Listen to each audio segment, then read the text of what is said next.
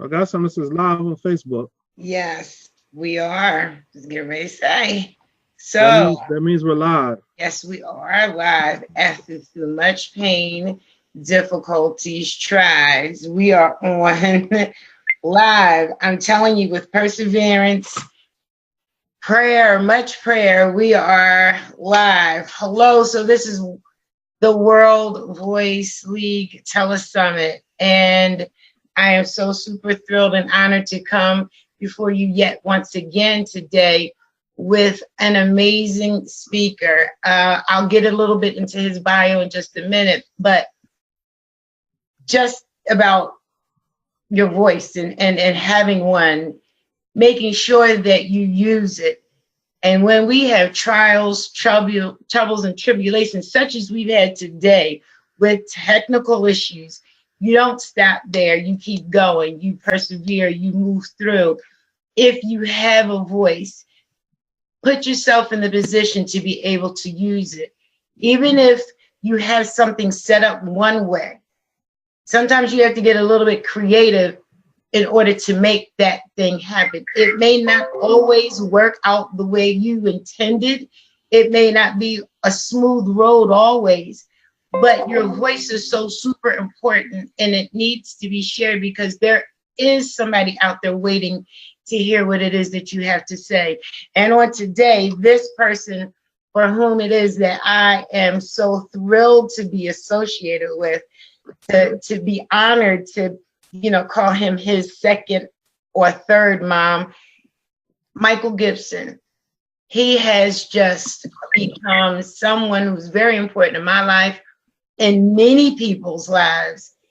You can just understand a little bit about what he does, through the bio that I'm going to share. But I need you to follow Michael. Seriously. Michael is someone that if you just need a little, you just need a little, oh, help me up out this bed. If you need somebody to help motivate you in the thing that you need to do or go and just to use your voice, Michael is someone that you should be connected to. I'm not just saying it that because he's just amazing in my eyes and many eyes. He is that motivation that I think everybody needs to have every day, just a little bit in your coffee, getting motivated by this man. So before I can go on, because I can go on forever, let me go and share with you his bio. I think it's important, really important, that you understand who you are about to hear from. So I am just pleased, tickled to just be able to share with you who this gentleman is, Michael Gibson. So Michael Gibson is a loving husband, a father of two beautiful children. He writes in his pen name, Biblical Poet. Michael is a musician. He is a writer. He is a storyteller, video producer, and spoken word artist. His love of his Heavenly Father can be felt in everything he does. And I'm going to say that again, in everything he does. Michael takes on socially relevant topics from a faith-based perspective. His aim is to challenge the reader to see the world in a different vantage point. Because how many of you know right now, if we're looking at the world right now, the point that we're looking at it is all wrong. Michael brings something different. He believes the words have ability to create, inspire, uplift, and empower. When you experience his work, he will undoubtedly leave indelible impression that there is hope, faith, and love in this world. Some of his most notable pieces include hashtag No Not Ever, The Flag, a comprehensive review, Our Heart's Cry, and His Presence. Michael also shares his heart every Thursday at noon on Facebook in a series called Why I Go to Church. Otherwise known as hashtag Why I Go to Church. Hashtag YIG2C. If you need a quick boost of inspiration, you can catch Michael's hashtag Moments with the Poet. Michael problem problems are solved by raising awareness and communication. He knows that some things we can't run from, but we must face them head on. He will always confront the status quo, but always in spirit and in love. If you want to follow Michael, he can be found on Facebook and YouTube. Just type in hashtag biblical poet. And so I bring to you Michael Gibson, and I'm just thrilled. And I'm not going to say anymore because when Michael speaks, I just need you all to be prepared. When Michael speaks, he is going to leave an impression on your heart. And I promise you, you'll never forget. So Michael, how are you? And thank you so much for saying yes, because I know your yes cost you something. Thank you for coming today. Thank you for having me. First, I'm very happy to have the opportunity to be on the World Voice League.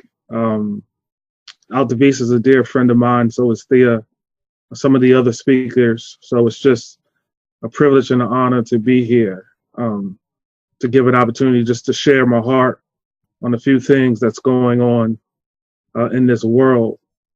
So I just want to make sure that you can hear me correctly before I dive deep in. You hear me good? Yes, hear you perfectly. All right. So I'm Michael Gibson, as she stated. I write under the name Biblical Poet. It's probably one of the hardest names to get searched under, but I just want to give a little history on why I chose that name. One day I was sitting at my job and it was impressed upon me that I could write myself out of that job. And when you walk around and you hear a lot of things going on in the world, you think like, why are people not saying anything?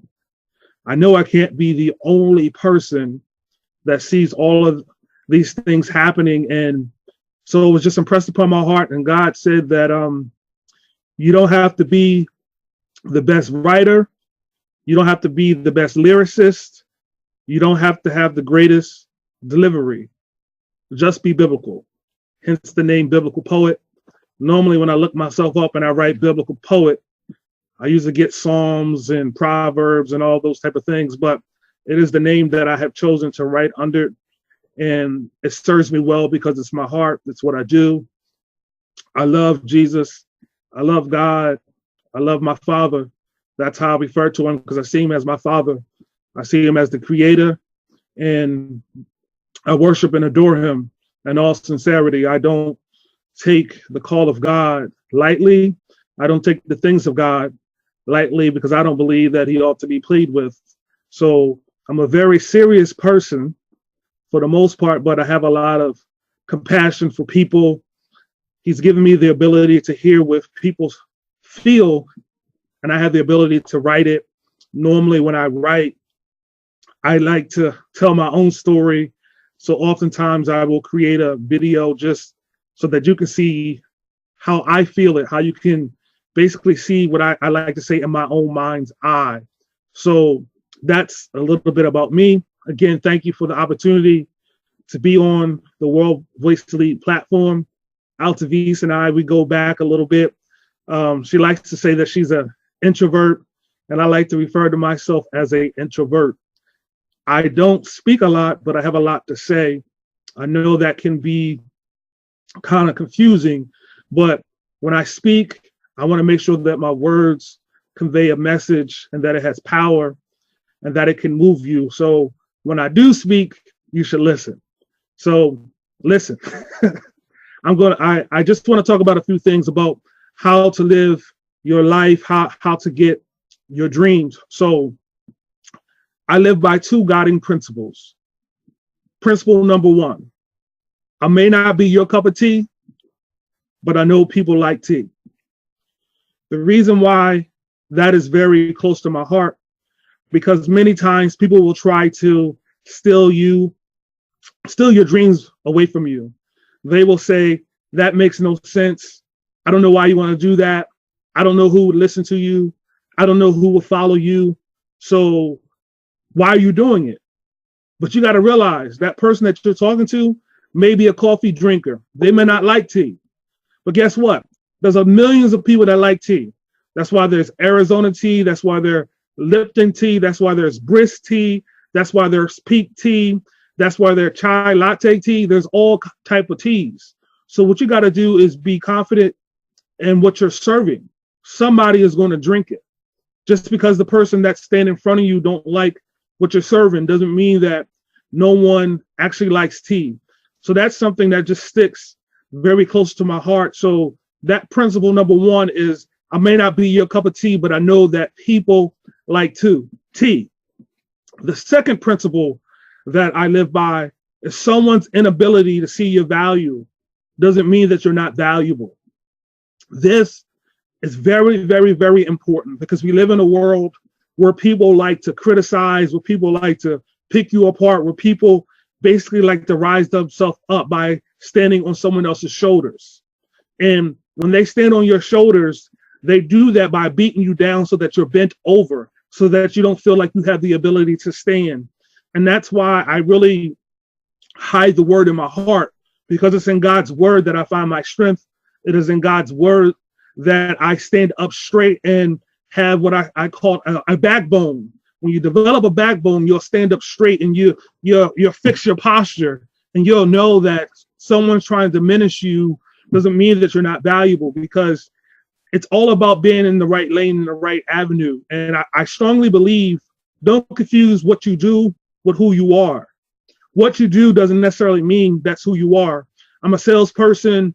I went to school for electrical engineering, but that's what I do. Who I am, I'm a speaker. I'm a writer. I'm a poet. I'm a musician. I'm an artist. I didn't go to school for any of those things, but these are the gifts that God has given me. So there's a passage of scriptures that says that your gift will make room for you, but you got to be looking introspectively in order to see those gifts, to cultivate those gifts, to call on those gifts. And you have to be humble enough to position yourself to allow your gift to make room for you. Life will keep you busy doing things and what people say who you are or what you should be doing. What you should be doing is living your best life. And I believe the only way for you to live your best life, the only way for you to live in your heart, as I like to say, is to do the things that God has called you to do. Greatness is achieved when you do the things that God has called you to do. I just strongly believe that. So we have a lot of people praying. It's not about a praying anymore. It's about obeying. We've prayed enough. We worship enough. We've called on God enough. We have to start obeying what God is telling us to do. So I'm just going to lay out some points, and hopefully you pick it up. So grab your bucket and soak up all that you can. And just a little shameless plug, get the replays, because the World Voice League is taking over. This place is hot over here, and there's been some great speakers, and just get the replays. That's all I got to say. Get the replay, because what you see on Facebook is only 1/3 of what's happening. And I'm telling you, this place has been on fire, literally been on fire. So I'm gonna talk a little bit about sight. It's very important for you to understand that you don't actually see with your eyes. You see through your eyes. Your mind is the thing that is calculating the image and then transposing it for your sight to actually see what you're viewing. So when you have a dream, when God places something inside of your heart, this is what you must remember. Sight is the natural function of the eye, but vision is the natural function of the heart. I'm going to repeat that. Sight is the natural function of the eye, but vision is the natural function of the heart. The goal in life should be to walk in your heart. The goal in life should be to walk in your heart. God gives you the desire of your heart. God gives you the desires of your heart. And many people think when they hear that, it's like everything that I desire, God is going to give me. The way I see it, God places those desires inside your heart. And it's because he has placed them inside your heart. They will be fulfilled when you walk according to his statutes and his principles. So since God gave you desire, it is up to him to allow that desire to work itself out to be fulfilled in your life.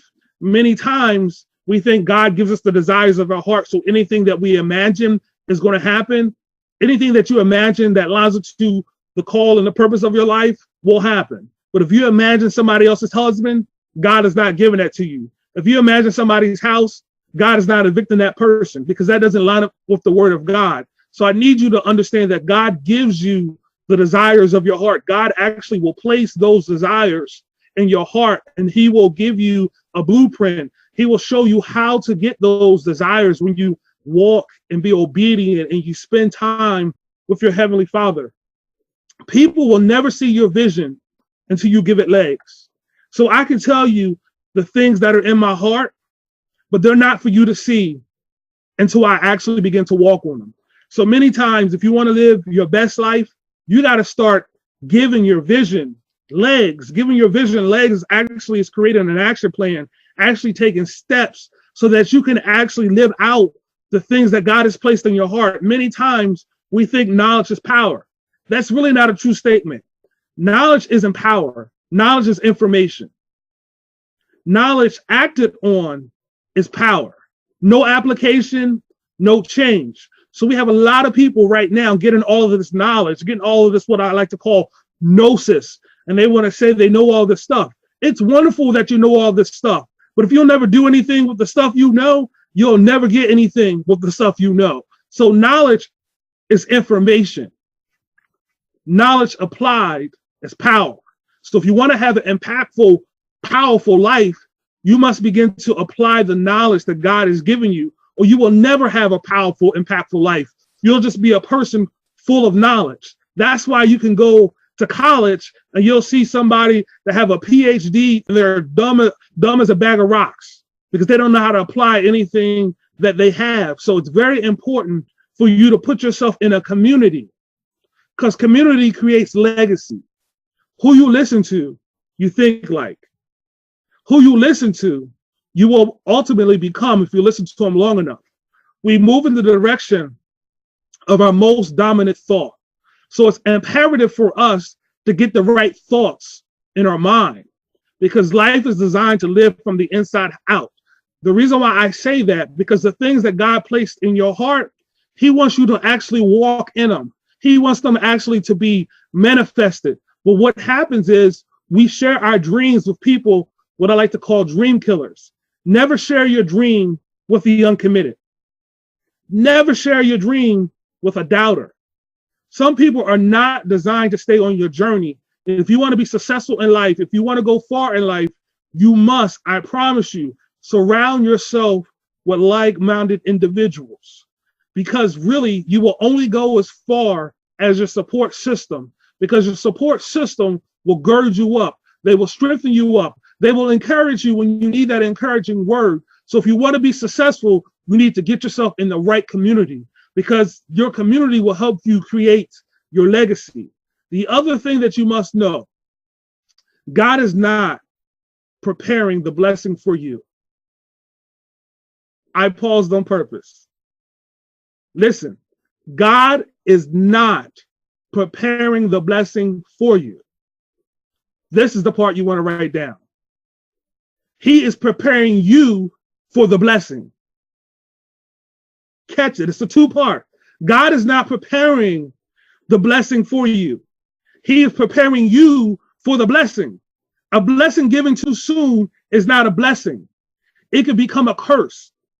See, a lot of times we want the things that God is making and keeping ready for us. Many times we want to say, God, it's not happening. Many times we want to say, where is God? God is like, look, I'm right here.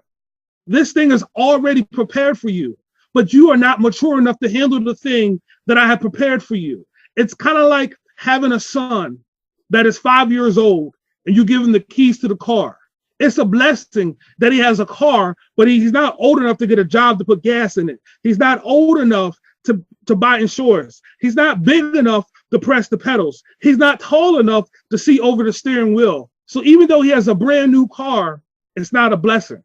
So you must understand that God is not preparing the blessing for you. He is preparing you for the blessing. So if you want to be successful, You must understand that there is a process to this thing. It doesn't happen overnight. It doesn't mean that it won't happen. It will happen, because in the scriptures, it says that his word will not return to him void. So if God placed that thing in your heart, it must come to pass when you become obedient and you allow time to work out its perfect work in your life. Another thing I want to let you know, if you don't have any haters, then you're just not that gifted. If you don't have any haters, you're just not that gifted. People will always want to take your spot until they learn how much it costs. You can't look at me and be like, he can write really well, I want to write like him.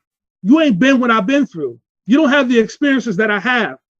Listen, it takes a lot to walk in another person's shoes, because your gift might not be designed to walk in those person's shoes. So I want to encourage you to stay in your lane. Stay in your lane of greatness. We're all called to do something great. We all have a lane that we can walk in. You must learn to stop focusing on other people, because you may not be gifted to be a speaker, but you might be a great writer. You might not be gifted to be a great writer, but you might be a great musician. I think of Babyface. He has produced and written more songs than he actually has ever sung. Yes, he's a bad mamma jamma. He is one of the best writers out there. And most people don't realize that he wrote for so many people. It wasn't that he couldn't sing. It's not that he couldn't sing, but his greatness was actually in writing and producing. He was greater at that than the other thing. So don't be so focused on, will my gift work for me? Work your gift. Your gift is designed to work for you. God has promised you for you to have an abundant life and to have a blessed life. But you can never have a blessed life trying to sound like Michael Gibson. It will never work for you. You will never have a best life for me trying to be like TD Jakes. Get ready, get ready, get ready, get ready. God has not called me to tell you to get ready, get ready, get ready. But God has called me to say other things. So it's about staying in your lane and being comfortable. And I can tell you, over this journey, over the last few years, I am what the word says I am. I can do what the word says I can do. And I can have what the word says I can have. You got to be confident. So the way I feel right now, no one can write better than me. No one can say it better than me, because I'm me. You can't say Michael Gibson better than Michael Gibson. You can't. So it's very important for you to understand, God doesn't create carbon copies. He creates original you. Be you. That's why we all have a different fingerprint. There is no fingerprint that is the same. You could be identical twins. You could be twins, triplets, quintuplets, quadruplets. Each one of them will have a different DNA. So even though they look exactly alike, they are not alike. So you must understand, you may have a gifting that sounds very similar to somebody else's gift. Your gift is still unique. Your gift is still unique. You must embrace that uniqueness. You must embrace the color of your hair. You got to embrace it. You got to embrace that you have no hair. You got to embrace that if you have straight teeth or crooked teeth. Just embrace it.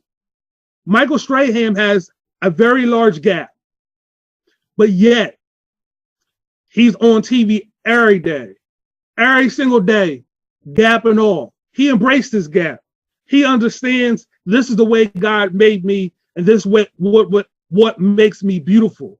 You are beautiful because God made you. What you have to do is not focus on your imperfections and focus on the thing that God has placed inside of you.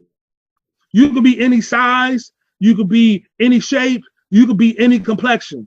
If you have breath in your body, and if you came here through the womb of a woman, that means there is greatness on the inside of you. That means that there was a purpose on the inside of you. The objective that you have to do is find your purpose. Now, you may ask, how can I find my purpose? I just believe your purpose is found in the Word of God. I believe God has given us everything. There's a passage in Ecclesiastes that said there was nothing new under the sun, nothing new. So what you're going through, someone else been through. So back to my first statement, find a community. When you get in the right community, they can actually see the greatness that may be inside of you that you can't even see.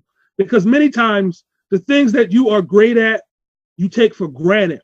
So you say it's just easy and no one will pay for it. Listen, if people will pay for a pet rock, they will pay for your gifts.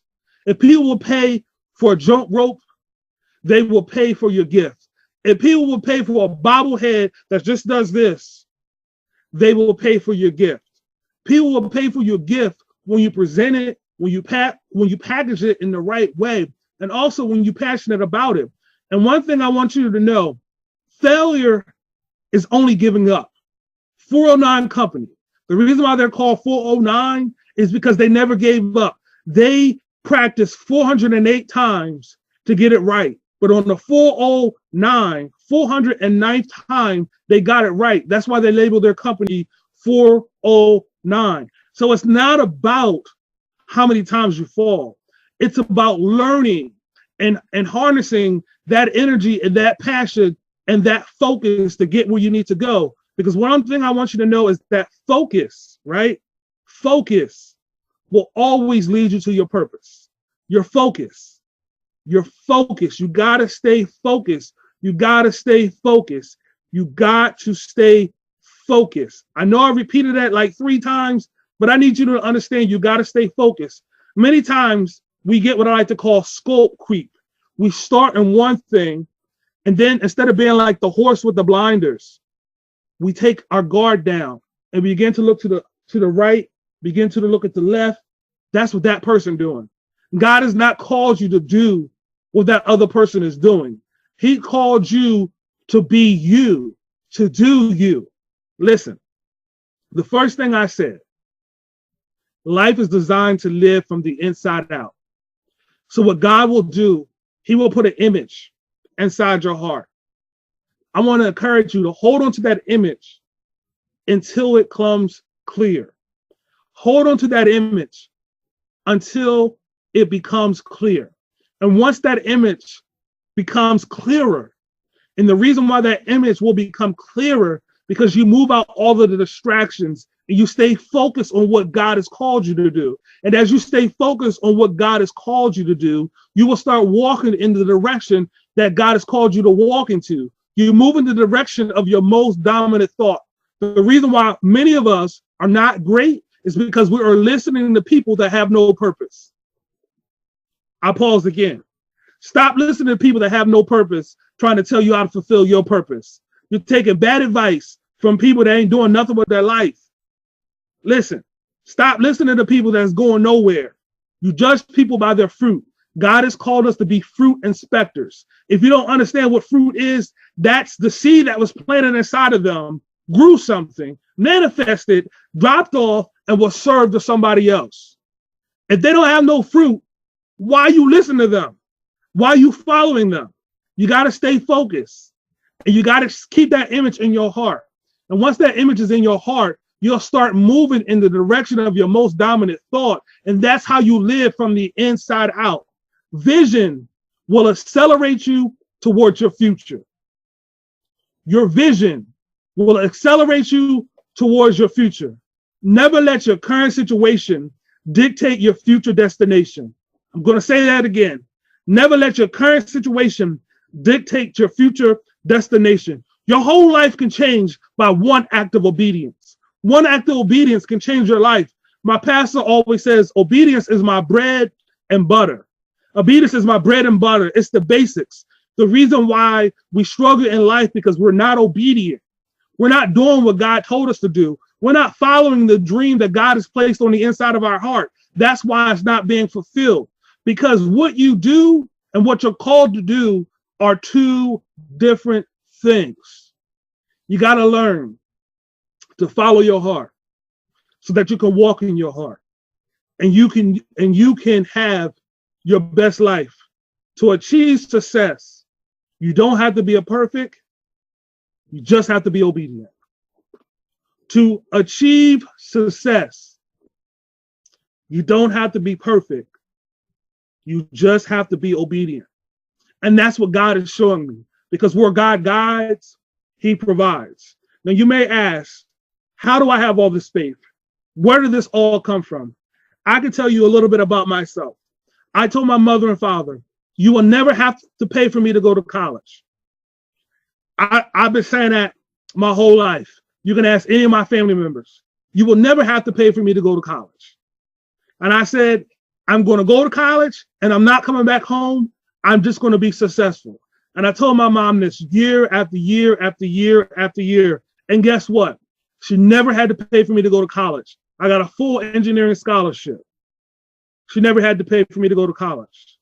Then I told my girlfriend, now wife, this is where I want to live. My sophomore year in college, I drove past a neighborhood and I said, I'm going to live there.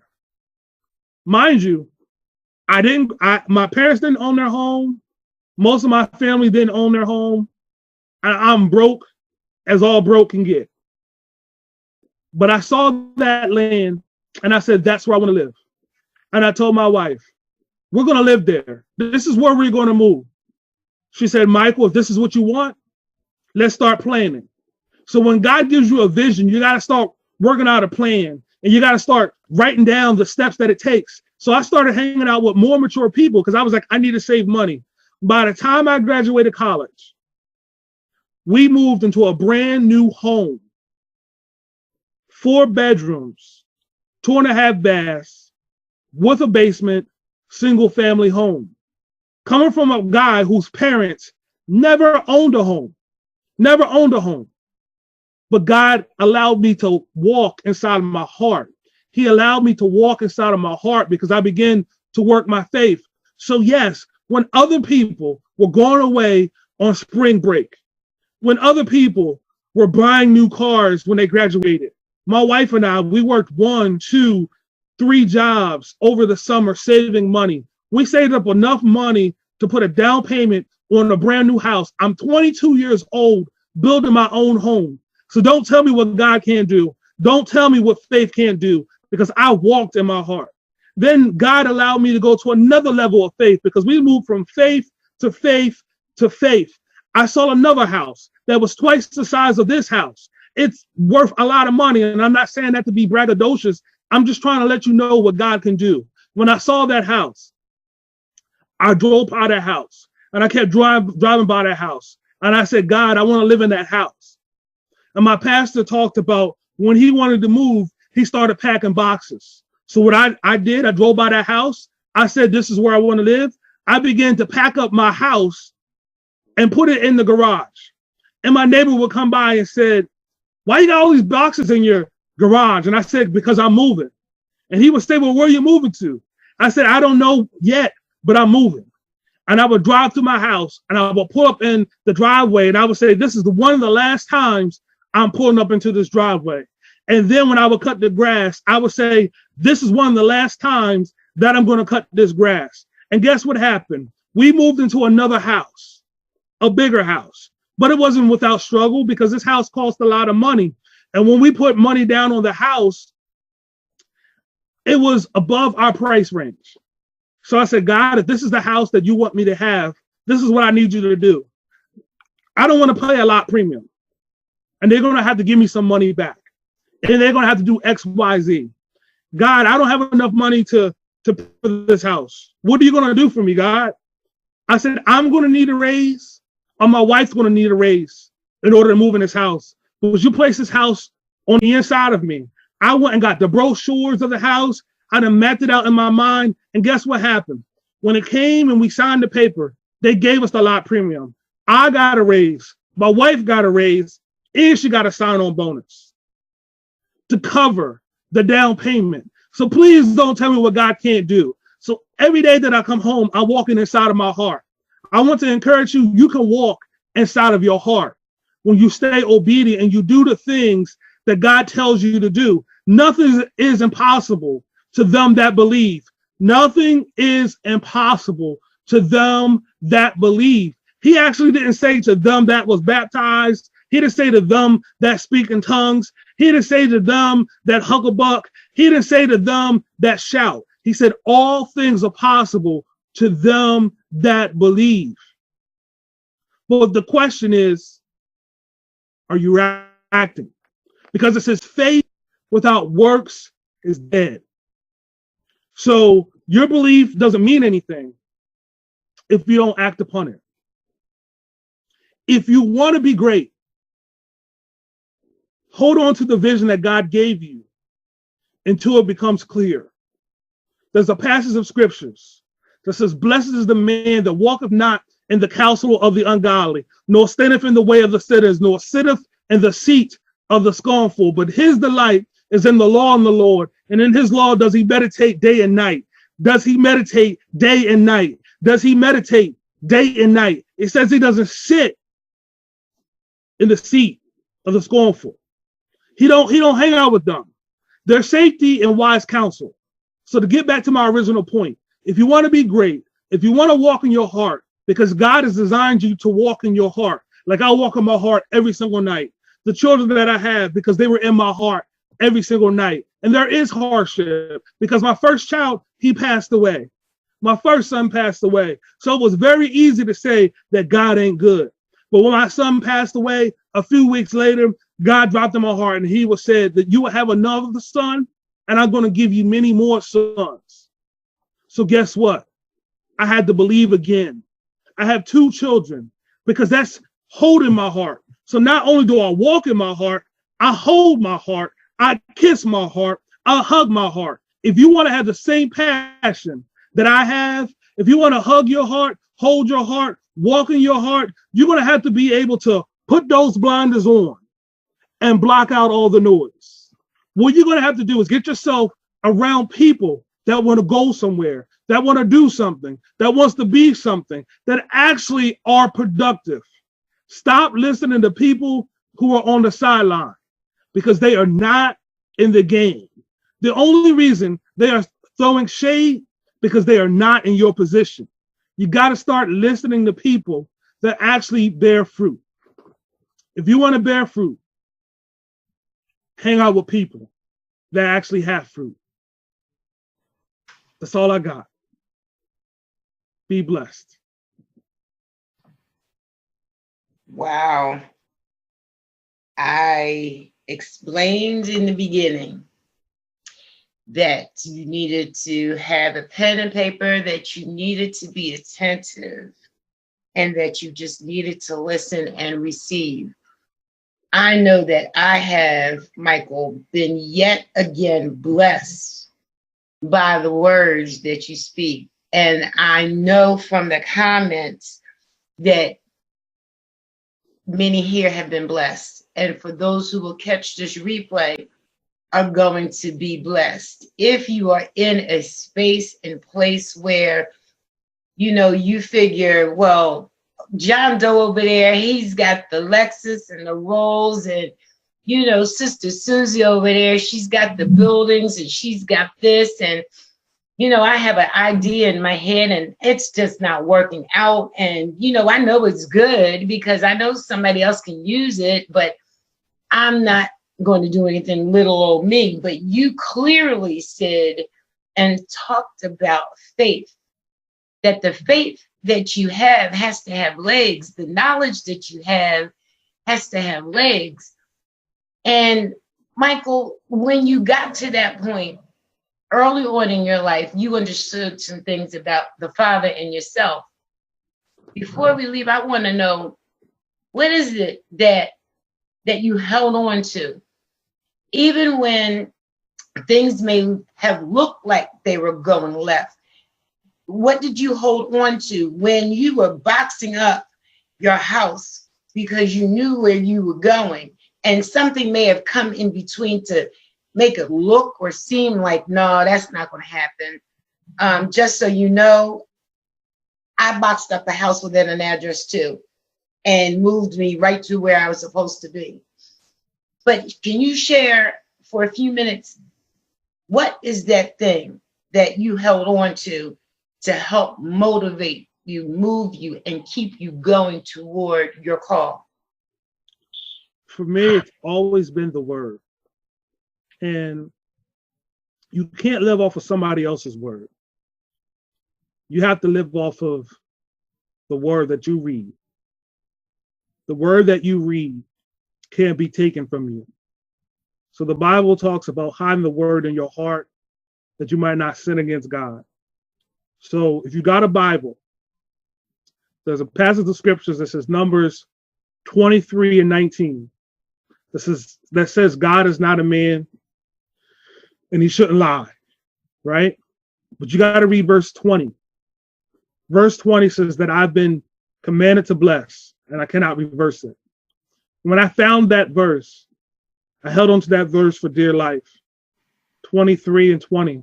He's been commanded to bless and he cannot reverse it. And then there was another passage of scripture, John 10:10, that says that the thief comes to steal, kill, and destroy. But God has come that you may have life, that you may have it more abundantly. So when I wasn't living where I thought God wanted me to be, I would say, the thief comes but to steal, kill, and destroy. But God has come that I may have life and have it more abundantly. And if I'm not living an abundant life, the devil's a liar. I don't know any other way to say it. The devil's a liar, and I'm not going to receive lack because I've been redeemed from the curse of the law. I've been redeemed from sickness and disease. I've been redeemed from poverty and death. And I'm like, I don't care if my whole family's in poverty. I don't receive poverty. I don't care if my whole family's in lack. I don't receive lack. But those were the two scriptures that I held on to. Numbers 23 and 20 and John 10:10. God is not going to reverse it, that he's called me to have an abundant life. So anything that is not abundant, I don't receive it. And I'm not one of these people that talks about being wealthy and think it's money. God has promised me wealth. That's a promise that he's made to me. And wealth is an abundance of anything. So when you understand that, you'll fight for wealth in your mind. You will fight for wealth of health. You will fight for wealth of family. You will fight for a wealth of friends, because wealth isn't just money. Wealth is an abundance of anything.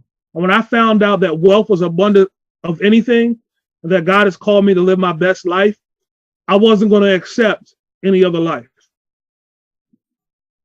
That's amazing. And so I just wanted to thank you. Altavis thanks you. The World Voice Telesummit has been an amazing, opportunity for speakers to come to be able to share who they are, what it is that they do, how they motivate and empower. And that's exactly what happened on today. The speakers that came before Michael were absolutely awesome.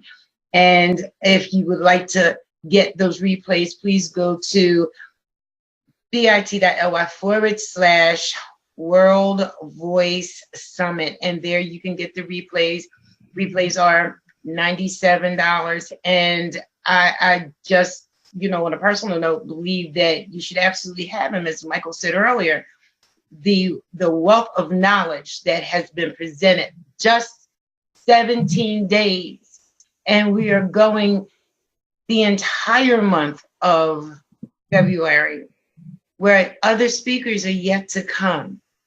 And so the wealth of knowledge, the inspiration, it's just over and above what it is that I knew that this wonderful opportunity was going to bring. And so, Michael, on behalf of the World Voice League, I thank you. Altavis thanks you. And I know that in the comments, it's amazing. I just see all kind of fire little emojis going on, and the comments that continue to go, just what it is that you've delivered, motivated, you uplifted, and I know that you certainly helped someone this afternoon. So is there any one last thing that you want to give before you go? And again, I just thank you. I would just say, a seed that's in your hand will never bloom in your life. God says that he's given everything a seed within itself. So God has a seed inside of you. If you want it to grow, you got to plant it. But you got to plant it in good soil. You got to plant it in the right surroundings. So that soil is the community that you're in, that the surroundings are the people that you hang around. You got to nourish that seed, because a lot of people plant seeds, but they are not diligent enough to do what the Bible says. He says there will always be seed, time, and harvest. But the only way to get a harvest, you got to plant that seed. So I encourage everyone that's listening, plant the seed, because God put a seed inside of all of us. So be blessed, stay encouraged. Thank you so much, Michael, for your yes. And for those of you in the viewing audience, and for those who are catching this by replay, I want to thank you. This has been amazing, getting through the technical difficulties that we have today. You all have no idea about behind the scenes.